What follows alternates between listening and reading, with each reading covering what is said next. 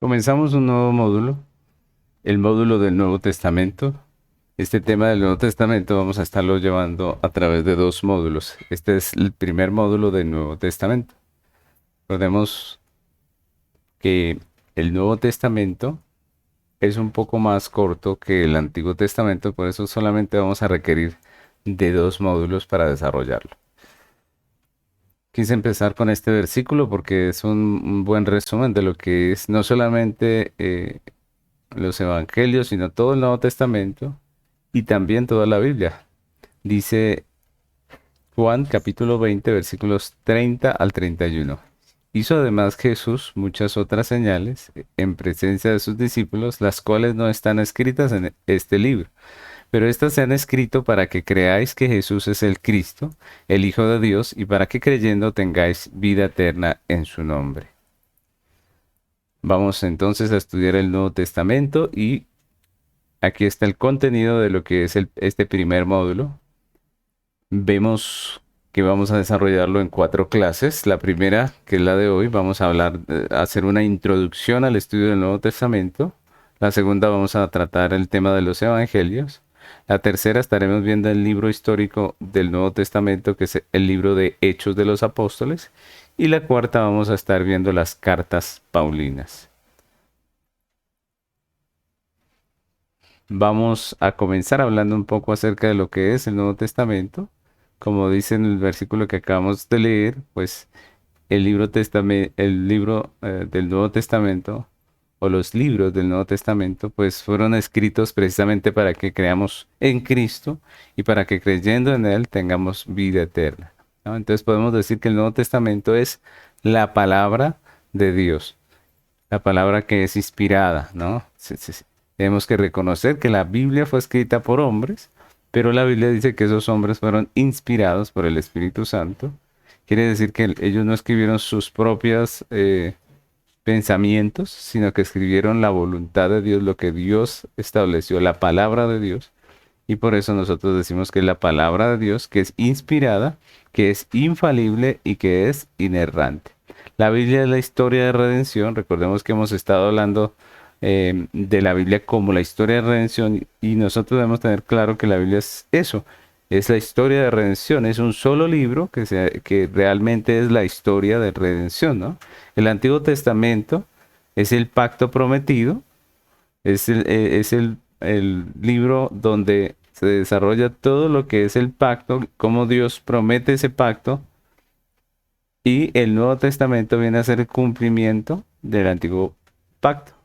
Básicamente, esa es la realidad en cuanto a la Biblia, ¿no?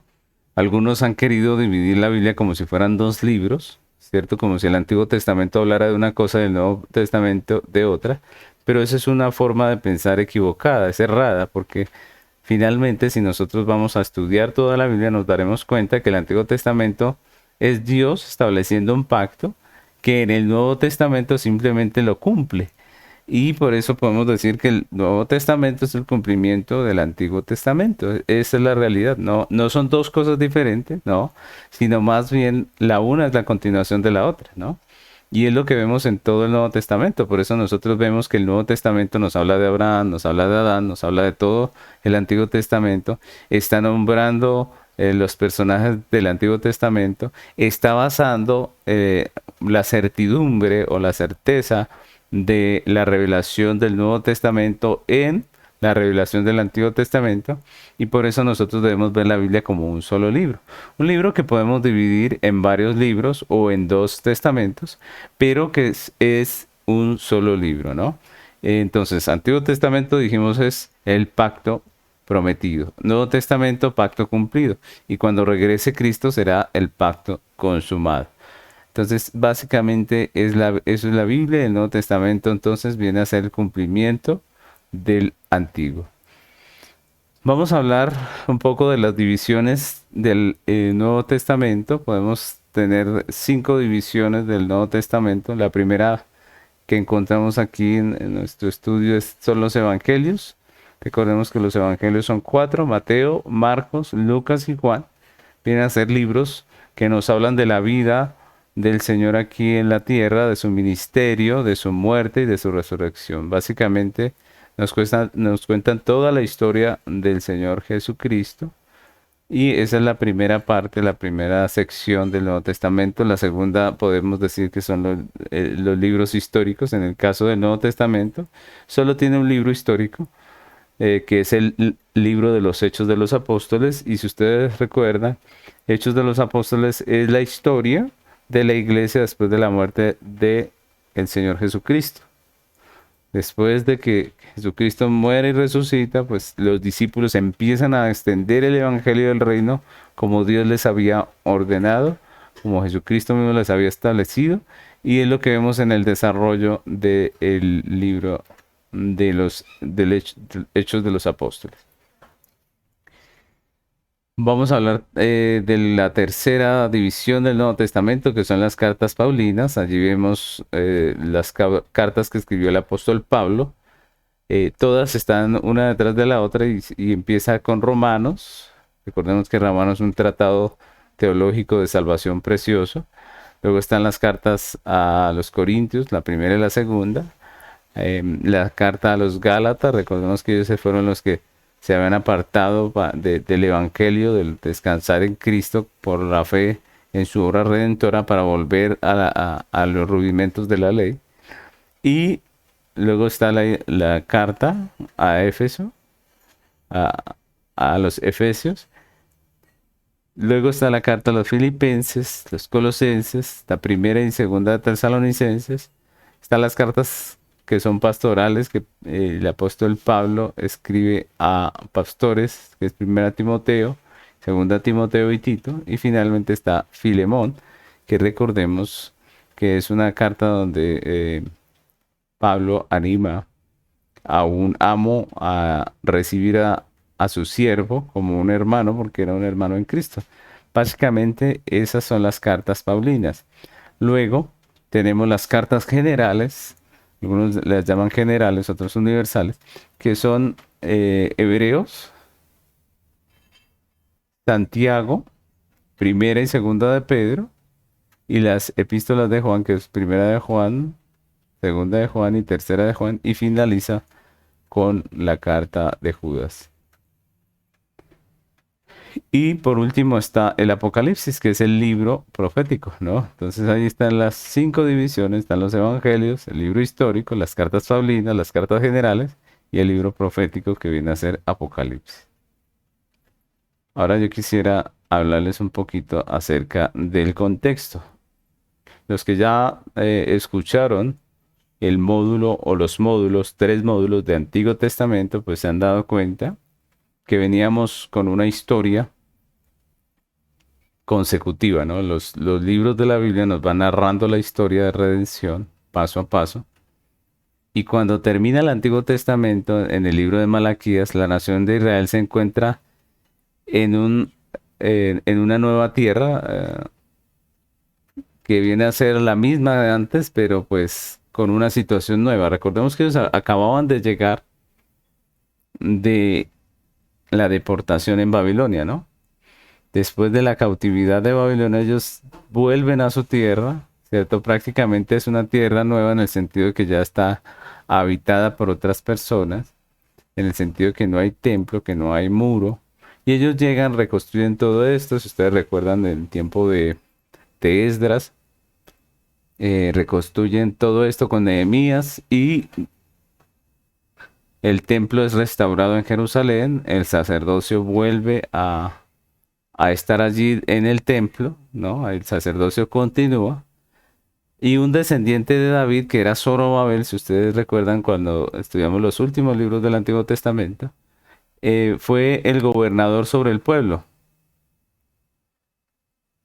Ese era el panorama cuando terminamos el Antiguo Testamento. Pero luego, cuando abrimos el Nuevo Testamento, ustedes, los estudiosos de la palabra de Dios, ustedes se dan cuenta que cuando uno abre el Nuevo Testamento, pues en Mateo descubrimos una realidad totalmente diferente, casi como si fuera un mundo totalmente diferente, distinto. Ya no está gobernando sobre el pueblo de Dios, ni los babilonios, ni los persas, sino que ahora la potencia, los que gobiernan, son los romanos, ¿no? El poder romano es el que está dominando y su gobierno se ha extendido por todo lo ancho del mundo conocido en ese tiempo, ¿no? Y la pregunta es, ¿por qué ese cambio tan drástico, tan terrible, ¿no? O sea, estábamos en el libro de Malaquías, regresando a la tierra con todas estas realidades del nuevo templo, de Zorobabel como gobernante, y ya abrimos en el Nuevo Testamento, encontramos que ya los persas ya no están gobernando, que son los romanos, que todo ha cambiado, que el idioma incluso ahora es griego, y uno dice, bueno, ¿qué pasó en todo ese tiempo? O sea, ¿qué pasó entre el Antiguo y el Nuevo Testamento? El asunto es, porque entre el Antiguo y el Nuevo Testamento hay 400 años, que algunos llaman los 400 años de silencio, que son 400 años que Dios no registró en su palabra los acontecimientos, es decir, ese tiempo como que no está plasmado en las escrituras realmente. Y de ahí la importancia de que nosotros, ahora que entramos a estudiar el Nuevo Testamento, nos pongamos en contexto para poder entender qué pasó durante esos 400 años. Cómo es la tierra ahora en el Nuevo Testamento y por qué estamos hablando de esta tierra.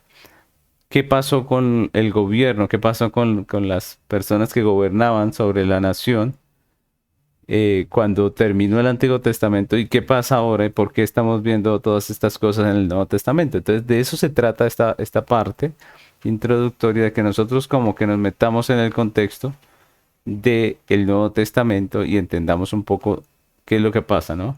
Entonces vamos a hablar del contexto del Nuevo Testamento y para eso vamos a tocar 4 diferentes contextos que son importantes para nuestro estudio. El primero de ellos es el contexto geográfico. El contexto geográfico es importante para comprender adecuadamente el Nuevo Testamento. ¿Por qué?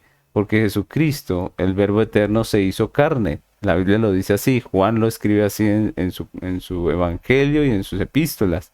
Él nos habla del Verbo que se hizo carne, que tomó lugar aquí con nosotros en la tierra y que tomó lugar en la historia de la humanidad. Se hizo habitante de un país, vivió en un periodo de tiempo definido y por eso es que nosotros debemos entender ese contexto geográfico. Porque él vivió aquí, porque él trabajó aquí, porque él hizo una vida aquí. Él vivió en la actual Palestina, que está en la media luna de Mesopotamia, si ustedes han visto de pronto el mapa. Y esta era una de las regiones de mayor importancia en el mundo antes, ¿no? En todo lo que es el mundo antiguo. Y es una región muy importante también en la historia del hombre.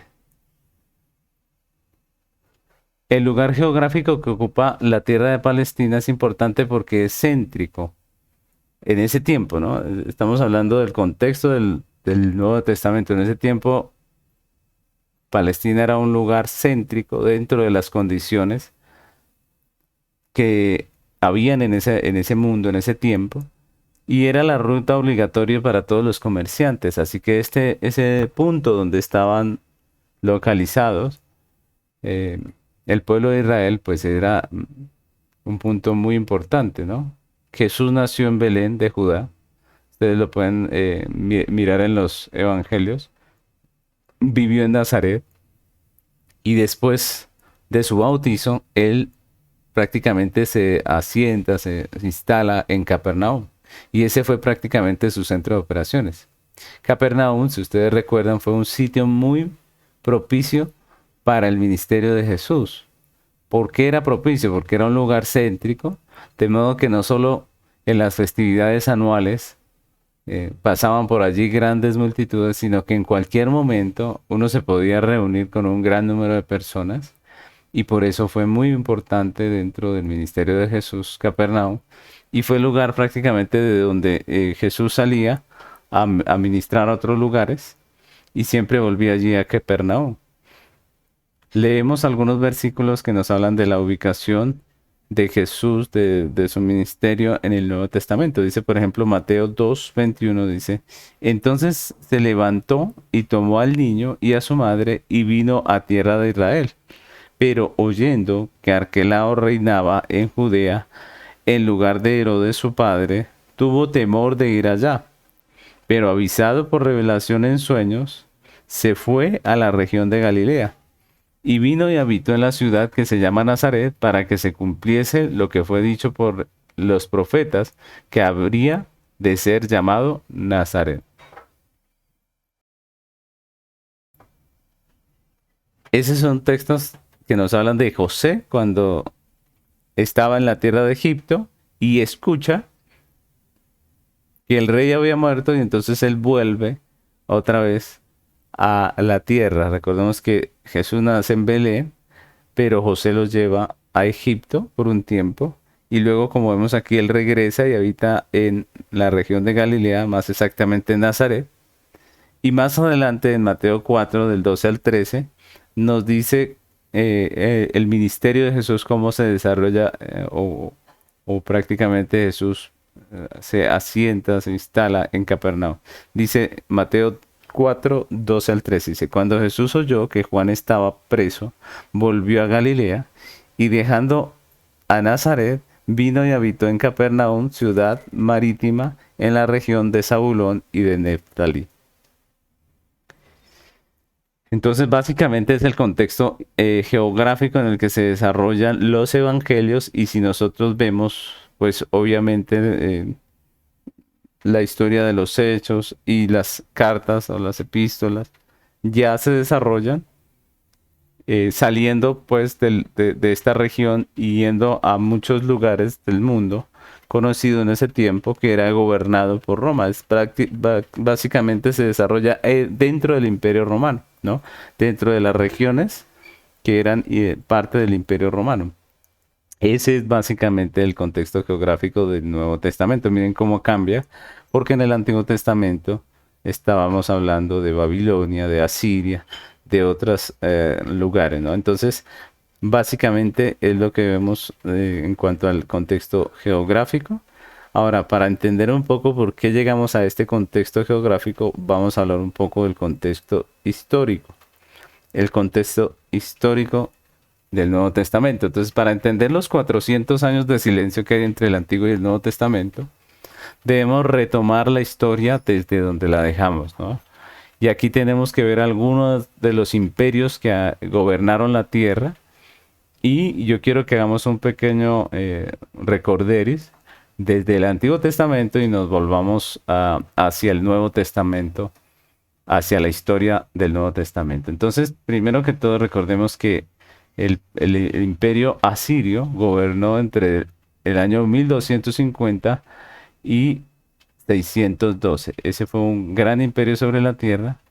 Y recordemos que al final de la historia del Antiguo Testamento vimos que los hijos de Israel fueron castigados por Dios a causa de sus pecados y allí Dios permite o más bien dispone que Israel sea invadido por el imperio asirio, ¿no? Israel era una nación independiente con sus leyes, con su constitución que viene a ser prácticamente la ley de Dios, pero cuando Dios castiga a los hijos de Israel, pues permite o más bien dispone que el rey de Asiria venga contra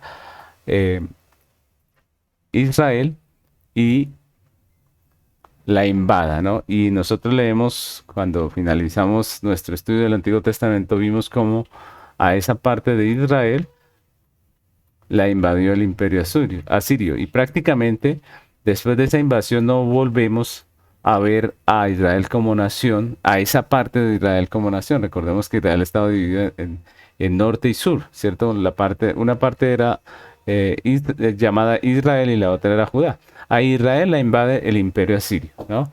Y después del imperio asirio, en la historia del mundo, pues vino el imperio babilónico. En Babilonia fue un imperio durante los años 612 y 536 a.C. Y el imperio babilónico comenzó cuando el padre de Nabucodonosor destruyó el imperio asirio en el año 612 a.C. los caldeos comenzaron de inmediato su expansión por todo el imperio y en el año 586 antes de Cristo, Nabucodonosor toma a Jerusalén. Entonces ya no estamos hablando de Israel, sino de Judá. Babilonia toma cautivos a los habitantes de Judá, ¿no? En el año 612, perdón, en el año 586. El que estaba al mando era Nabucodonosor y él toma Jerusalén, destruye el templo y Dios usó a este rey para castigar a Judá. Entonces miren que a Asiria Dios la castigó a través, a Israel Dios la castigó a través de Asiria y prácticamente esa parte dejó de ser, ¿no? No podemos decir que los exterminaron a todos, no, pero dejaron de ser nación, ¿no? Y en cambio nosotros vemos que después, en el 586 más adelante, como Judá también persevera en su pecado, Dios la castiga por medio del imperio babilonio. Y en el año 586 es tomada Jerusalén, es destruido el templo y empieza lo que se llama en la Biblia el cautiverio, ¿no? O el exilio de Israel. Y si nosotros vemos en el exilio, Israel pues obviamente ya no fue gobernado por un rey que fuera siervo de Dios, ya no hubo un templo donde morar, donde moraba Dios y donde ellos podían rendir culto. Y todas estas cosas pasaron durante ese tiempo, que fueron 70 años. Sin embargo, los judíos continuaron siendo el pueblo del pacto. Y por medio de ellos, Dios había prometido cumplir su pacto, ¿no? Que Jesús vendría como el Cristo. Y por medio de Cristo, todas las promesas que Dios había dado a los judíos iban a ser cumplidas. Eso es lo que vemos allí al final del Antiguo Testamento. Vemos hasta el imperio eh, babilónico. Y luego alcanzamos a ver un poco acerca del imperio persa en el Antiguo Testamento. Si ustedes recuerdan, el profeta Daniel vivió hasta ver el fin del imperio caldeo. Ustedes recuerden que el texto de Daniel nos habla de la noche que Babilonia cayó. Fue cuando llamaron a Daniel al gran salón del rey para interpretar unas palabras que una mano, ¿cierto? Una mano misteriosa había escrito en la pared, ¿no? Y esas fueron las palabras del juicio de Dios. Recuerdan que el dedo de Dios escribe en la pared y lo que escribe es un juicio contra el rey de Babilonia. Y esa noche, Belsasar, el rey de Babilonia, fue muerto y las fuerzas de Media y de Persia capturaron la ciudad. Esa es la historia del fin del imperio babilonio y el comienzo del imperio persa, ¿no?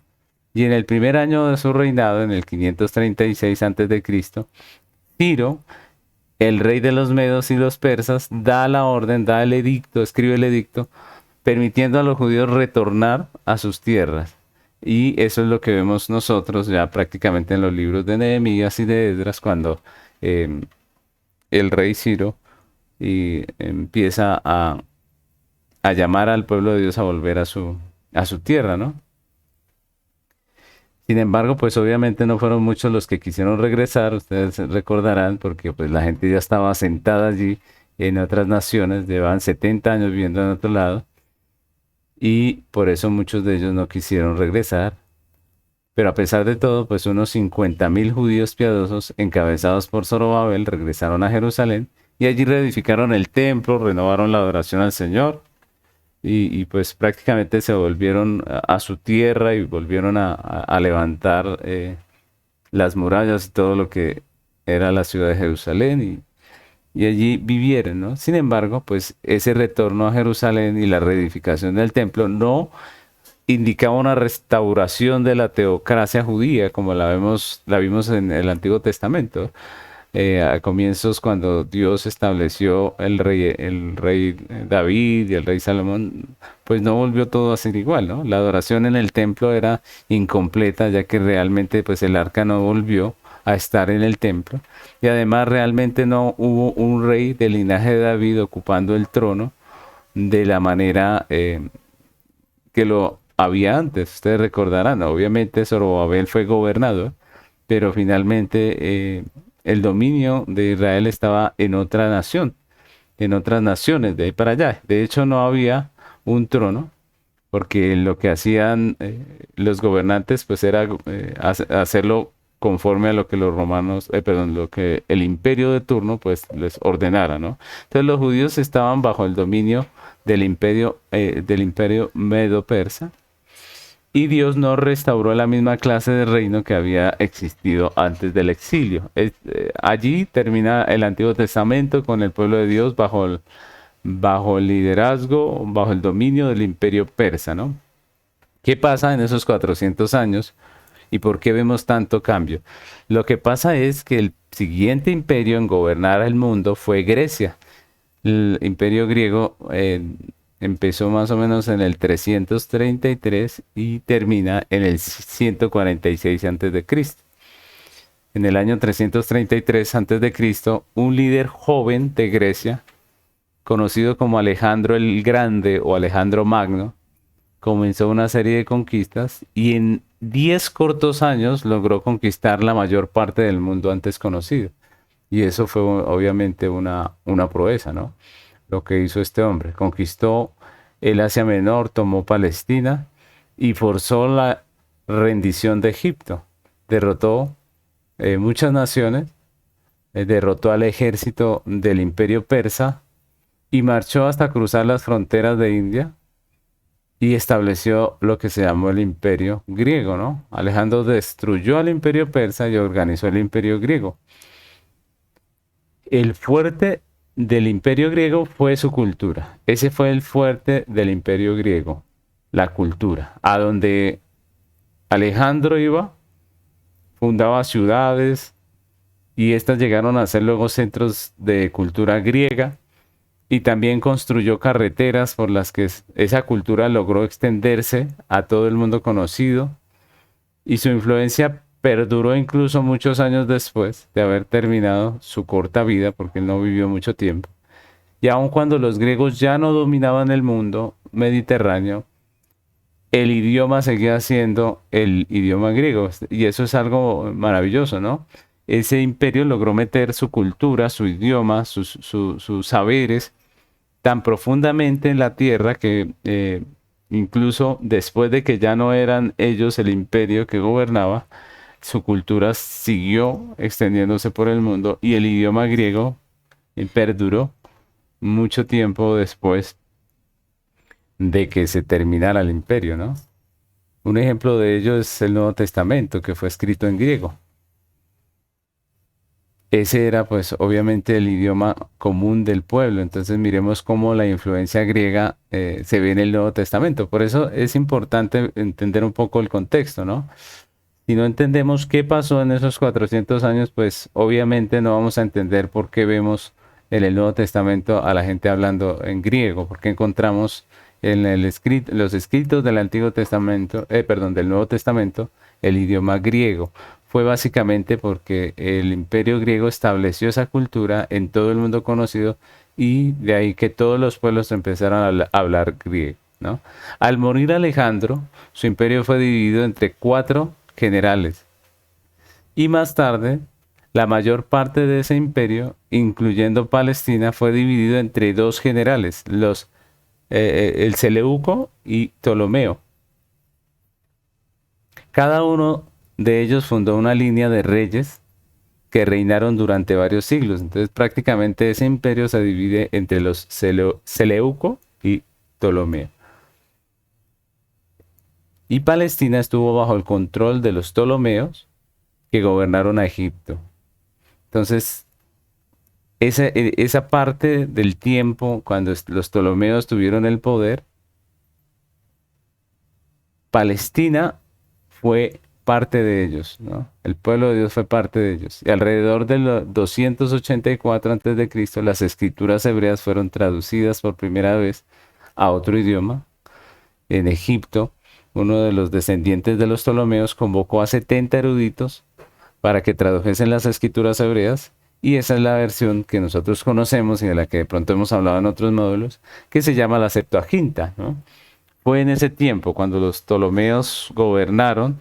Estos hombres se interesaron mucho por la cultura también, y lo que hicieron fue traducir muchos libros, entre ellos tradujeron la Biblia, que era el Antiguo Testamento hasta ese tiempo, y es lo que nosotros conocemos como la traducción de la Septuaginta.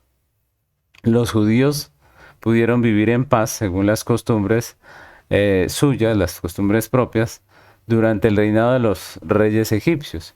Más tarde, Palestina fue capturada por los seleucos y la capital de ellos era Damasco en Siria.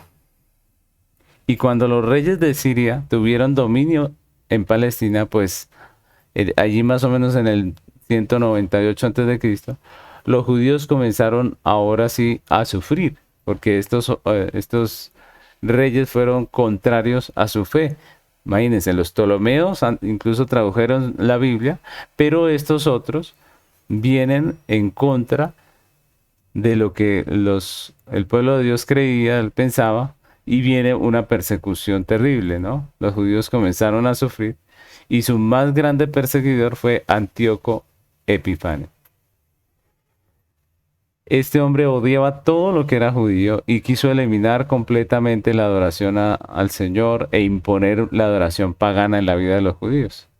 Los ataques terribles de este hombre en contra de la adoración a Jehová motivaron la resistencia de los judíos. Entonces nosotros vemos en la historia que los judíos fueron muy rebeldes, ¿no? Y básicamente la rebelión de ellos es porque fueron perseguidos en muchos periodos de la historia. Y en este periodo donde Antíoco los persigue de una manera violenta, pues ellos también levantan una resistencia. Y el que encabeza, o lo más bien la familia que encabeza esta revuelta o esa resistencia, son los macabeos, ¿no? Recordemos que uno de los libros que no es inspirado, ¿no? Uno de los libros que pone la iglesia tradicional dentro de sus Biblias es el libro de Macabeos, ¿no? Y pues nosotros ya hemos visto los libros apócrifos en otro módulo, y pues son libros que tienen bastante de historia, pero que no hacen parte de los libros inspirados. Incluso la religión católica romana, aunque los pone en sus Biblias, no les da el mismo nivel que los libros de la Biblia, los que son realmente inspirados. Entonces nosotros vemos que la historia allí, en ese momento donde los judíos se rebelan contra Antíoco y contra todo ese movimiento de persecución, pues esa revuelta la encabeza la familia de los Macabeos, y Judas Macabeo fue el principal dirigente de esa lucha, ¿no? Nosotros, si leemos un poco ese libro de Macabeos, que no es inspirado, pues vemos allí un poco de toda esa historia, ¿no? Y nosotros vemos que los gobernantes paganos vieron esa resistencia por parte del pueblo de Dios a través de esta familia de los Macabeos. Prácticamente estos macabeos lanzaron de Palestina a los gobernantes paganos, y fue la primera vez en 450 años en que los judíos se vieron libres de la opresión de los gentiles. Vivieron un tiempito otra vez independientes, ¿no? Y Judas Macabeo también purificó y volvió a consagrar el templo, renovó la adoración al Señor. Los judíos hasta el día de hoy celebran la ocasión de su fiesta de dedicación. Y la familia de los Macabeos fue una familia sacerdotal, ¿no? Y miren esto tan tremendo, ¿no? Aquellos que se levantaron y defendieron la tierra, defendieron el pueblo, fueron precisamente una familia de sacerdotes. Y comenzando con la guerra de los Macabeos, esa familia comenzó también a gobernar el país. Y de esa forma los sumos sacerdotes lograron tener el control político de Palestina. Miren que hasta aquí los sacerdotes eran algo muy diferente al gobierno, ¿no? Pero cuando esta familia sacerdotal se levanta, pues ellos empiezan a cobrar un papel importante dentro de la política de Palestina, ¿no? El gobierno político de los sumos sacerdotes fue efectivo, mientras los sacerdotes macabeos fueron hombres piadosos y amantes de la patria. Fueron hombres patriotas prácticamente que defendieron la patria, pero como siempre, algunos de los macabeos que siguieron en el linaje, pues fueron débiles y se dejaron dominar por sus intereses personales, por sus pasiones, por todas estas cosas. Y finalmente esa debilidad de ellos fue la que puso fin al Estado judío independiente. Otra vez volvieron a ser conquistados, ¿no? Y ahí entonces tenemos que hablar del Imperio Romano. Entonces, después de los griegos, del 330 al 146 viene el Imperio Romano. Entonces, durante el Imperio Romano, que dura desde el 146 antes de Cristo hasta el 400 después de Cristo, durante el reinado de ellos es que viene el Nuevo Testamento, aquí, mientras que gobiernan los romanos. Entonces, ese es el imperio que encontramos en el Nuevo Testamento, ¿no? Ahora, durante el reinado de los macabeos, los reyes sirios hicieron varios intentos para reconquistar Palestina. Recordemos que ya eran independientes, ¿no? Pero los sirios, es decir, los griegos que gobernaban en Siria, hicieron todo ese intento para volver a conquistar Palestina, pero no lo lograron. Y mientras esa situación se veía, pues el Imperio Romano crecía con rapidez, ¿no? Y su influencia también se extendía por toda la región, ¿no?, de Palestina. Y en tiempos de peligro, cuando los sirios atacaban al pueblo de Dios, los macabeos a veces solicitaban ayuda de parte de los romanos, ¿cierto? Ellos viéndose, pues obviamente que no eran tan grandes, pues lo que hacían era pedir al Imperio Romano, que estaba surgiendo, que los ayudara. Y en una ocasión la familia de los macabeos tuvo una lucha interna y el emperador romano Pompeyo intervino para definir el asunto, pero en vez de resolver el problema, lo que hizo fue tomar por la fuerza Jerusalén y nombrar como rey a un macabeo llamado Hircano. Pero pues aunque había un hombre que era de los macabeos gobernando, realmente el verdadero poder lo depositó en un hombre llamado Antipater. Y así fue como en el año 63 a.C., Palestina se convierte prácticamente en una provincia romana. Estando Hircano en poder, Herodes, el hijo de Antipater, fue hecho gobernador de Galilea. Entonces miren cómo aquí ya empezamos a ver nombres de los políticos que encontramos en el Nuevo Testamento, de los gobernantes que encontramos en el Nuevo Testamento. Entonces, estaba Hircano, que era uno de los macabeos en el poder, pero Antipater era el que gobernaba realmente. Y este hombre tuvo un hijo que se llamaba Herodes y fue hecho gobernador de Galilea. Y ese fue un periodo muy inestable y los dirigentes cambiaban con mucha frecuencia. Todos esos dirigentes de ese tiempo fueron cambiados, pero Herodes resultó ser muy vivo, muy, muy tremendo, y se identificó con el partido vencedor. Ustedes, si ustedes leen un poco la historia de este rey, se dan cuenta lo listo que fue para poder encajar en el papel. Y como resultado llegó a ser el rey de Judea, y en la historia se le conoce como Herodes el Grande, el rey Herodes el Grande. Herodes fue un hombre cruel y fue un hombre ambicioso, tan cruel que él no vacilaba en matar a los miembros de su familia si eso era conveniente.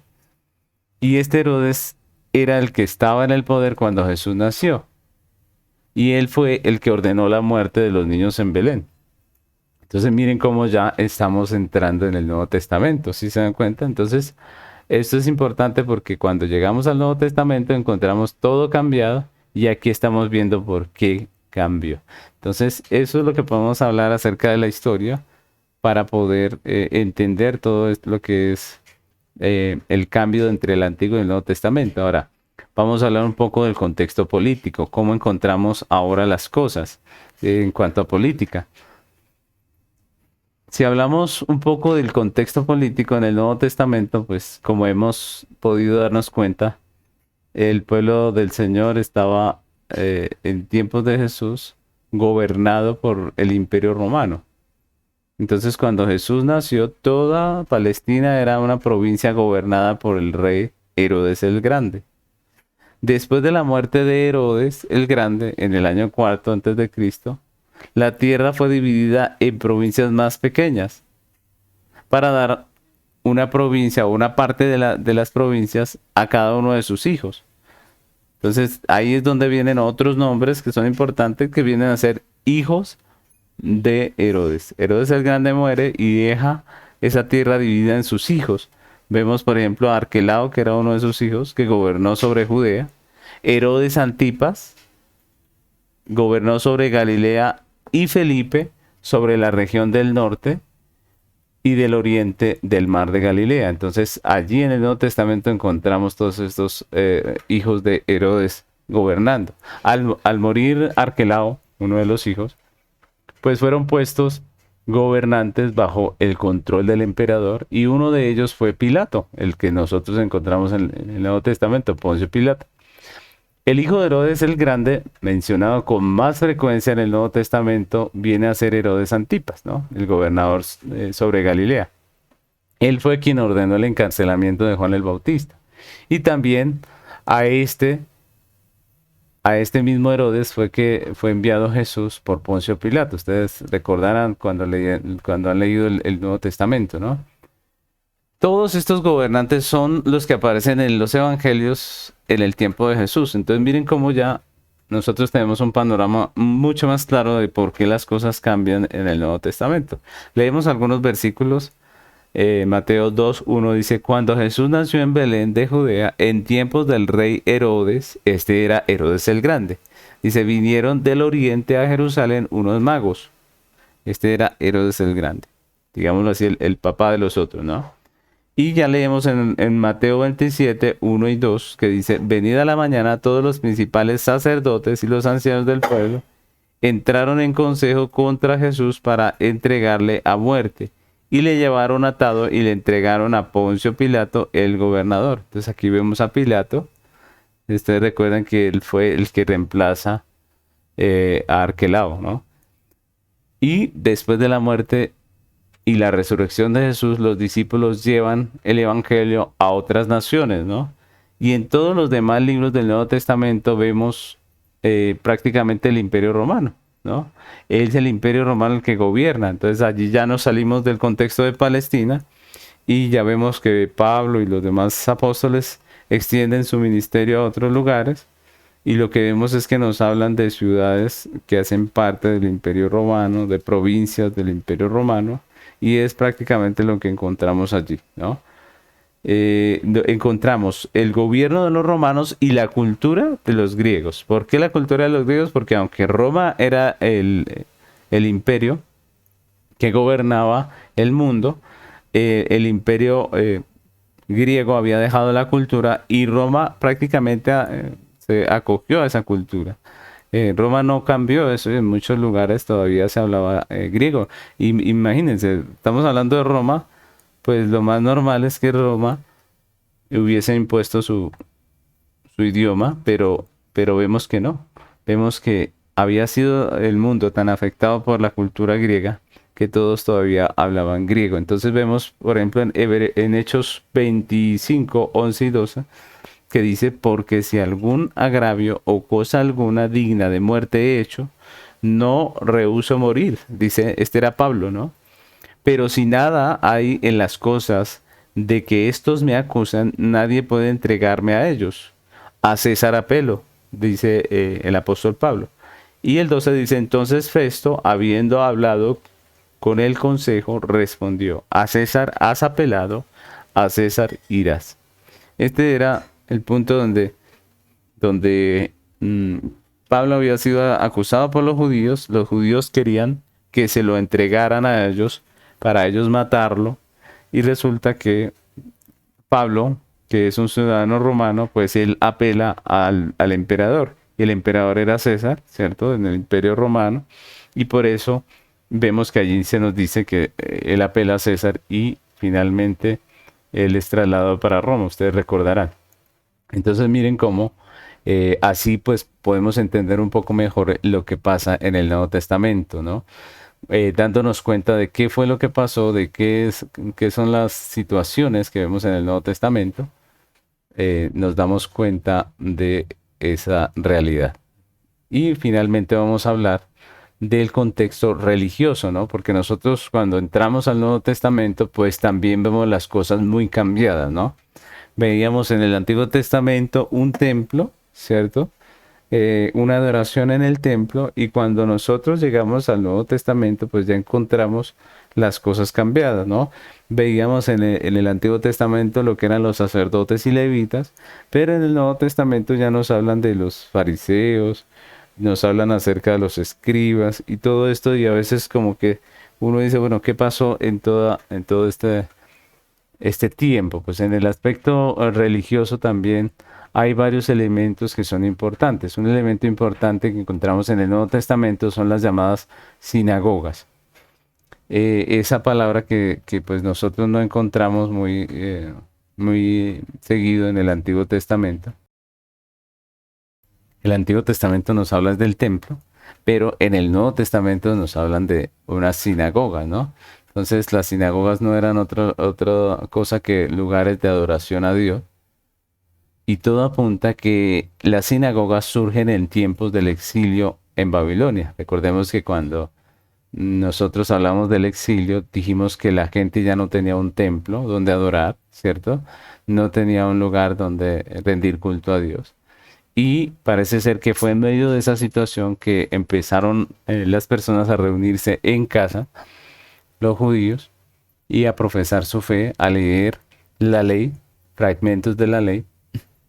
Y ahí empieza eso que después es conocido como la sinagoga. La palabra sinagoga significa asamblea o congregación. Y era un lugar muy parecido a lo que hoy en día es una iglesia local, ¿no? Donde el pueblo se reúne, y el punto central es la lectura y la meditación en la palabra de Dios. Ese era prácticamente el punto central. Se leían las escrituras, se meditaba en ellas, ¿no?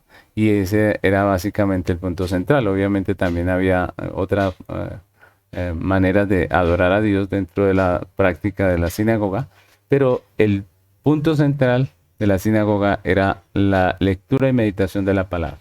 Y prácticamente todos los pueblos que Jesús visitó tenían su propia sinagoga. Nosotros leemos en los evangelios acerca de esta realidad, ¿no?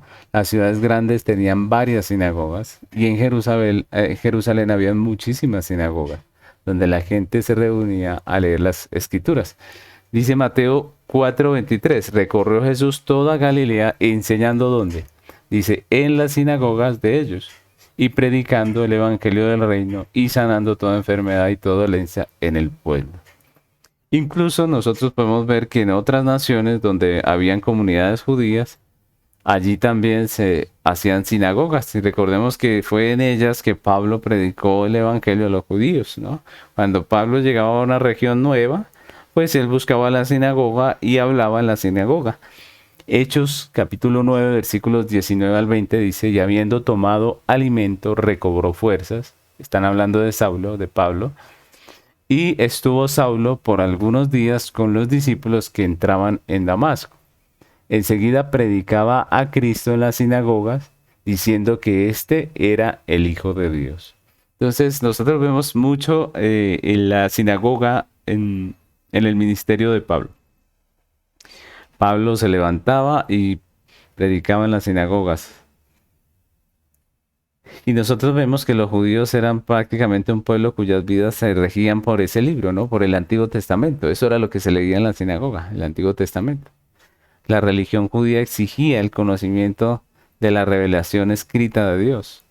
Y el libro más importante y el único que ellos usaron en su conocimiento religioso fue el Antiguo Testamento. Aparte del gobierno romano, también nosotros vemos que el pueblo judío tenía otro cuerpo que ejercía autoridad sobre ellos, que era el Sanedrín. Y aquí vemos un poco el legado de esa familia de los macabeos, ¿no? Recordemos que en tiempos del Antiguo Testamento el sacerdocio y los dirigentes religiosos no tenían que ver prácticamente con el gobierno civil, ¿no? Sin embargo, a partir de lo de los macabeos, los sacerdotes y las personas que estaban también a cargo de los asuntos religiosos, pues empezaron a tomar cierta influencia política, ¿no? Y aparte del gobierno romano, el pueblo judío tenía el cuerpo de autoridad que se llamaba el Sanedrín, ¿no? Y este era un concilio de 70 ancianos judíos. Legalmente, pues tenían autoridad únicamente en asuntos religiosos, ¿sí? Legalmente ese era su lugar, ¿no? Ellos debían estar allí en asuntos religiosos, encargados de los asuntos religiosos. Sin embargo, aunque eso debió haber sido así, en algunas ocasiones los reyes y los gobernantes les dieron cierta autoridad en asuntos civiles también, ¿no? El Sanedrín estaba conformado por los fariseos y los saduceos, ¿no? Estos eran los que conformaban el Sanedrín, y por eso nosotros vemos en la historia del Nuevo Testamento tanto hablar del Sanedrín como también de los fariseos y de los saduceos, ¿no? Ellos tenían ciertas diferencias doctrinales, pero ellos eran básicamente los que conformaban el Sanedrín. Mateo capítulo 20, versículo 17 al 18 dice así: Subiendo Jesús a Jerusalén, tomó a sus 12 discípulos aparte en el camino y les dijo: He aquí subimos a Jerusalén, y el Hijo del Hombre será entregado a los principales sacerdotes y a los escribas, y le condenarán a muerte.